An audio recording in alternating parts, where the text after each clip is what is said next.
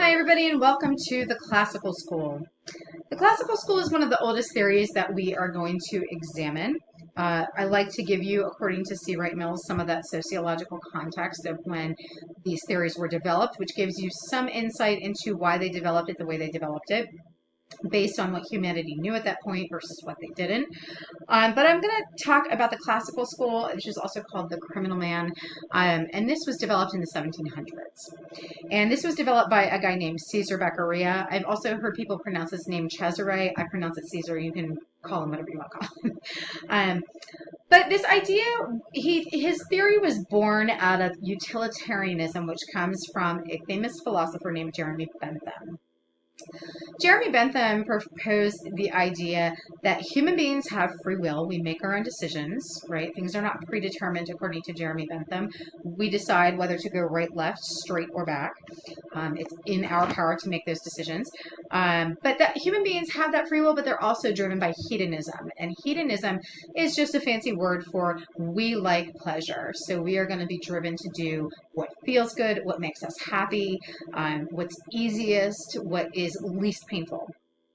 So Jeremy Bentham developed something that he called hedonistic calculus.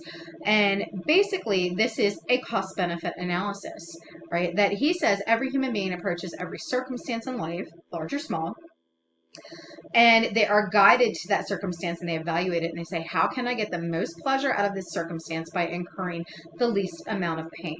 Literally looking at something and saying, do I want to do this? How much pleasure will it bring me? How much pain will it bring me? And if that pleasure outweighs the level of pain, you will engage in the behavior. Conversely, if that pain outweighs the pleasure, according to Jeremy Bentham's hedonistic calculus, you will decide, I'm not going to do this. There's not enough in it for me. I'm not going to engage in this behavior. So let's introduce Caesar Beccaria, and he is the founding father of the classical school of criminology. Just to give you a little background on him, he came from a very wealthy aristocratic family in Italy. He's an Italian guy, and wrote a treatise that was titled, very famous treatise that was titled On Crimes and Punishments. This is not to be confused with the famous literary work Crime and Punishment that was written by a guy named Fyodor Dostoevsky. He's a Russian. He's totally different. That's fiction. This is theory. So try not to confuse the two, even though they are very, very similarly titled. But Beccaria proposes 11 postulates to classical theory explaining criminal behavior. And they are all based out of Jeremy Bentham's hedonistic calculus. And the first one is that people will give up some liberties and freedoms in exchange for society and society's role in providing them safety. We all do this without realizing it. It's often referred to as the social contract, right? We agree to follow laws. Laws are codified rules that literally tell us what we cannot do. So those are the freedoms that we're sacrificing. And we do that, though, because we have law enforcement and government who is making sure that the people who do break the laws are punished and they are deterring other people from breaking the law so that we have an organized society. The idea here being that if I give up some of my freedoms, you'll keep me safe. I can step out of my front house every day and not have to worry about my car being stolen or somebody waiting to kill me, because we make this exchange. We make the of liberty, versus safety. Number two is that law places restrictions on freedoms. However, there is a limit to that, according to Caesar Beccaria. There should be some restrictions on freedoms. We can't all go walking around willy-nilly killing people, according to Caesar Beccaria, or there would be no functional society. However, the government can't overstep, says Caesar Beccaria. If you place so many restrictions on behavior, restrictions that are oppressive, restrictions that are draconian, like, hey, you can't eat a candy bar on Sundays, well, that's an unnecessary restriction. And people, if you start oppressing people like that and really over-regulating behavior in ridiculous ways, people will reject the laws. So laws place restrictions on freedoms, but they have to be reasonable and manageable. They cannot overstep. Number three, Caesar Beccaria also says the presumption of innocence must be primary, that anyone who is accused of a crime should be assumed innocent until proven otherwise, and that individual should have a set of protected rights, which is something central to the United States criminal justice system, that we all have due process, and we all have the presumption of innocence until guilt is proven in a court of law. Number five, number four, the criminal code must be written in advance And all punishments have to be decided in advance. There's a couple of reasons for this. If nobody knows what the rules are, rules slash laws, how can we follow them? So they have to be published and publicly disseminated. People have to know what's illegal in order to follow the rules. If they don't know because nobody's publishing them and they're not making them public, then people can't follow the rules. In addition, the consequences have to be published and consistent. You can't change the punishment every time somebody kills somebody. So let's say we have 5 people that murder people, and the first person gets life, and the second person gets death, and the third person gets probation, and the fourth person gets 5 years. Well, people are not going to respond and to follow those rules if the punishment is so random and so last minute decided. It has to be codified and presented up front. People have to have some idea of, if I break this law, what's going to happen to me? Is it going to be a very serious consequence, or is it going to be something relatively minor, like a fine? Number 5 is that the punishment should be driven by retributive reasoning because the offender attacked another individual's rights. This sort of takes us back to that first postulate that Beccaria presented, that we all sacrifice some level of freedom in exchange for safety from the government, from law enforcement, so that when somebody has been victimized, the government tried to keep you safe, but in that instance, they failed, right? And they failed because you ultimately wouldn't follow the law. You wouldn't follow the rules. You have violated not just the victim, but you have offended against society. You have broken the larger group of rules, and therefore you need to be punished because you broke the rules. And that's what retributive means.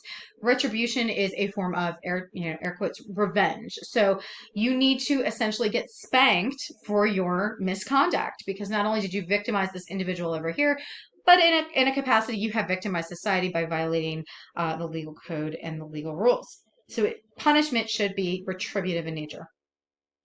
Number 6 is severity of punishment should not be limited and should not exceed what's necessary for crime prevention and deterrence.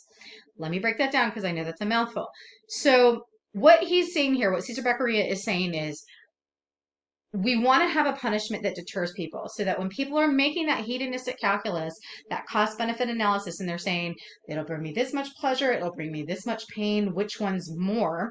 Well, excuse me. It shouldn't be, the punishment shouldn't be way up here if the offense is way down here, right? There has to be some commensurate level to the consequence that there is to the offense. So, for example, if we have a law that's codified that says if you steal a candy bar from a 7-Eleven, you're going to prison for 40 years. Well, that's kind of ridiculous, right? It's incredibly oppressive, and people will not respond to it. It will not prevent. So if you overpunish, it will not prevent crimes. You have to get the right fit, right? You have to get the right fit of punishment. You can't overpunish. You can't underpunishment. There has to be some sort of commensurate fit between the offense and the punishment. Let the punishment fit the crime. Which brings us to number 7.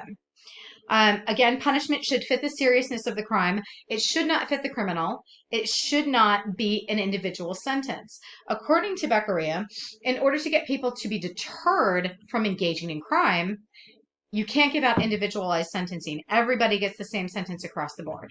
And again, this gets back to Jeremy Bentham's hedonistic calculus, that when we're making that cost benefit analysis, should I engage in this crime, right? Should I steal this car? Well, let's see. What's the pleasure? Free car, no car payment. I get to drive around. It's really cool looking, and I didn't have to pay for it. But what's the pain? Ooh, 15 years of incarceration. The scales have tipped, right? So it's all about making sure that punishment is equitable to the crime, so that people can make that decision of cost benefit. Number 8, the punishment must be certain and it must be inflicted quickly for it to work. Cesar Beccaria was ahead of his time there. This is an assertion that is based in behaviorism and psychology, that in order for punishment to work, it has to be consistent. It has to happen every time the infraction occurs, and it has to be applied immediately, right? Very, very quickly. That will alter behavior towards deterrence. That will stop people from engaging in crime and bad behavior.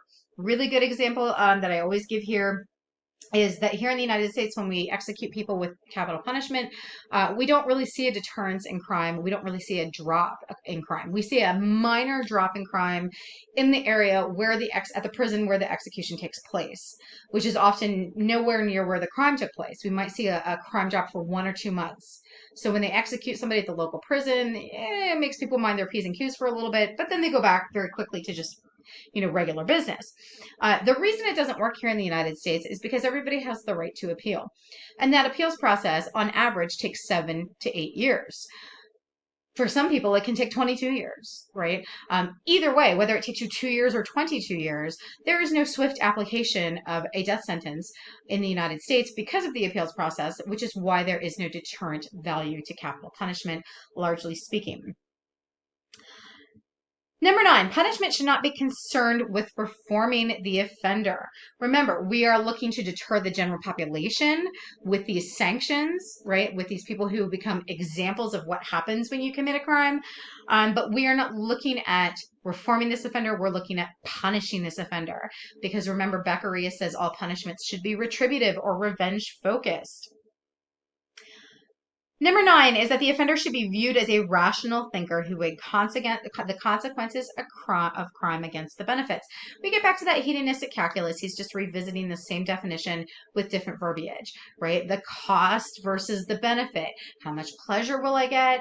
How much pain? Which one, right? Which one is going to win the race?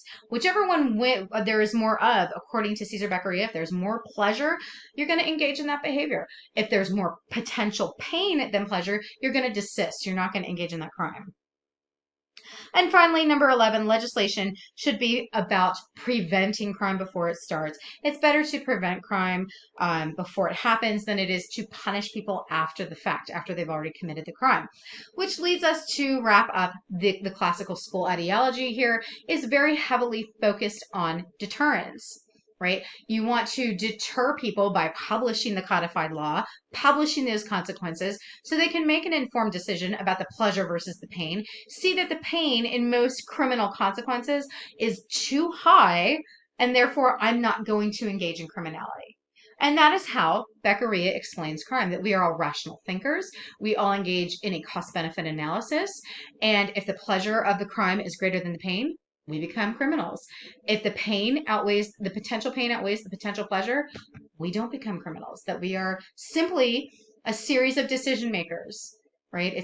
Crime is decision making, rational decision making. And as long as we can legislate and codify law and sanctions and punishment with an eye towards deterrence, then we will prevent future crime. Okay, so policy explanations that come out of the classical school would be things like mandatory minimums, life sentences, 3 strikes and you're out. These very, very harsh punishments that are looking at 2 things: deterring future offenders, because hey, if you get 3 felonies, you go for a minimum of 25 years, possibly the rest of your life, to prison, right? I mean, that's a lot of pain, right? And also, it is retributive. Look, you guys broke the law, you knew the consequence, and now here comes the punishment. And it's not light. It is retributive. It is revenge oriented. A life sentence is a revenge oriented sentence. A mandatory minimum is a revenge oriented sentence. And that's the classical school.